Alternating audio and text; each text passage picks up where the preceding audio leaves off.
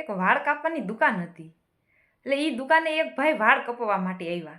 એટલે એની ભેગો એક નાનો એવો છોકરો પણ હતો. એટલે પેલા એ ભાઈ બેસી ગયા વાળ કાપવા માટે. એટલે એ ભાઈના વાળ કપાઈ ગયા. એટલે દુકાનવાળાએ કીધું કે તમારા વાળ કપાઈ ગયા છે. એટલે પછી એ ઊભો થઈ ગયા અને એની હારે જે નાનો છોકરો હતો ને એને બેહાડી દીધો.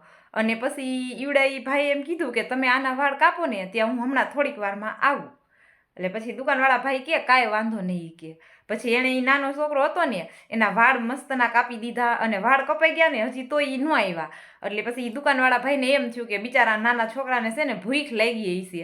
તો એણે નાસ્તો કરાવ્યો, ચા પીવડાવ્યો. એટલે પછી દુકાનવાળા ભાઈ વિચારે એ કે આના પપ્પા તો હજી આવ્યા નહીં કે. તો થોડીક વાર થઈને ત્યાં તો એ છોકરો છે ને દુકાનની બહાર આમ હાલવા માંડ્યો.